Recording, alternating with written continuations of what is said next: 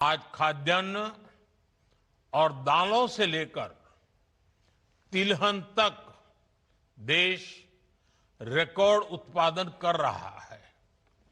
लेकिन अब जब 21वीं सदी का दूसरा क्वार्टर शुरू हो चुका है, 25 साल बीत चुके हैं, तब कृषि क्षेत्र को नई ऊर्जा से भरना भी उतना ही आवश्यक है। इस साल के बजट में इस दिशा में नए प्रयास हुए हैं। मुझे विश्वास है इस वेबिनार में आप सभी के बीच हुई चर्चा, इससे निकले सुझाव बजट प्रावधानों को जल्द से जल्द जमीन पर उतारने में मदद करेंगे। साथियों, आज दुनिया के बाजार खुल रहे हैं, ग्लोबल डिमांड बदल रही है। इस वेबिनार में अपनी खेती को एक्सपोर्ट ओरिएंटेड बनाने पर भी ज्यादा से ज्यादा चर्चा आवश्यक है। हमारे पास डाइवर्स क्लाइमेट है, हमें इसका पूरा फायदा उठाना है।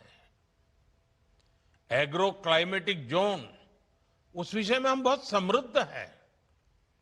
इस साल का बजट इन सब बातों के लिए अनगिनत नए अवसर देने वाला बजट है। प्रोडक्टिविटी बढ़ाने की दिशा तय करता है और एक्सपोर्ट ट्रेंड को बढ़ावा देता है। बजट में हमने हाई वैल्यू एग्रीकल्चर पर फोकस किया है।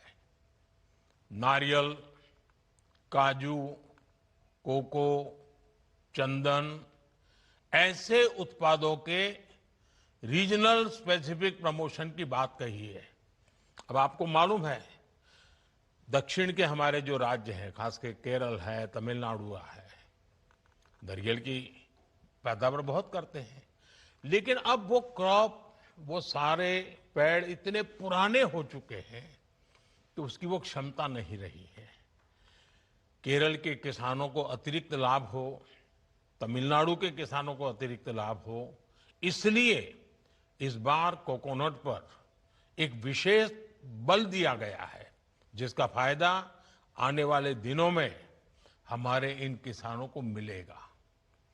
साथियों, नॉर्थ ईस्ट की तरफ देखें, अगरवुड बहुत कम लोगों को मालूम है। ये अगरबत्ती शब्द है ना, वो अगरवुड से आया हुआ है। अब हिमालयन राज्यों में टेम्परेट नट क्रॉप्स और इन्हें बढ़ावा देने का प्रस्ताव बजट में रखा गया है। जब एक्सपोर्ट ओरिएंटेड प्रोडक्शन बढ़ेगा तो ग्रामीण क्षेत्रों में प्रोसेसिंग और वैल्यू एडिशन के जरिए रोजगार सृजन होगा। इस दिशा में एक कोऑर्डिनेटेड एक्शन कैसे हो, आप सभी स्टेक होल्डर्स मिलकर जरूर मंथन करें। अगर हम मिलकर हाई वैल्यू एग्रीकल्चर को स्केल करते हैं तो ये एग्रीकल्चर को ग्लोबली कॉम्पिटिटिव सेक्टर में बदल सकता है।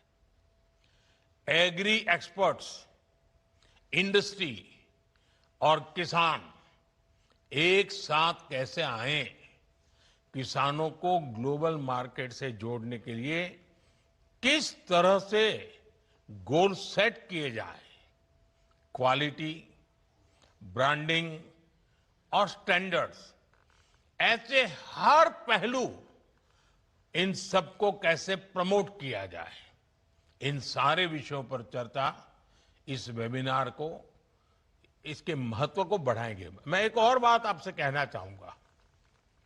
आज दुनिया हेल्थ के संबंध में ज्यादा कॉन्शियस है।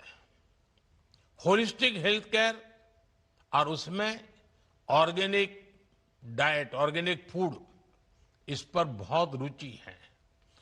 भारत में हमें केमिकल फ्री खेती पर बल देना ही होगा। हमें नेचुरल फार्मिंग पर बल देना होगा। नेचुरल फार्मिंग से, केमिकल फ्री प्रोडक्ट से दुनिया के बाजार तक पहुंचने में हमारे लिए एक राजमार्ग बन जाता है। उसके लिए सर्टिफिकेशन, लेबोरेटरी, ये सारी व्यवस्थाएं सरकार सोच रही है, लेकिन आप लोग इसमें भी जरूर अपने विचार रखिए। साथियों, एक्सपोर्ट बढ़ाने में एक बहुत बड़ा फैक्टर फिशरीज सेक्टर का पोटेंशियल भी है।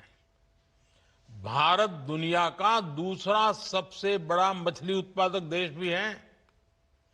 आज हमारे अलग अलग तरह के जलाशय, तालाब, ये सब मिलाकर लगभग 4 लाख टन मछली उत्पादन होता है, जबकि इसमें 20 लाख अतिरिक्त उत्पादन की संभावना मौजूद है। अब विचार कीजिए आप, 4 लाख टन से हम अतिरिक्त 20 लाख टन जोड़ दें तो हमारे गरीब मछुआरे भाई बहन हैं, उनकी जिंदगी कैसे बदल जाएगी। हमारे पास रूरल इनकम को डाइवर्सिफाई करने का अवसर है। फिशरीज एक्सपोर्ट ग्रोथ का बड़ा प्लेटफॉर्म बन सकता है। दुनिया में इसकी मांग है। इस वेबिनार से अगर बहुत ही प्रैक्टिकल सुझाव निकलते हैं तो कैसे रिजर्वायर, उसके पोटेंशियल की सटीक मैपिंग की जाए। If you like the video, do like, comment, share and subscribe.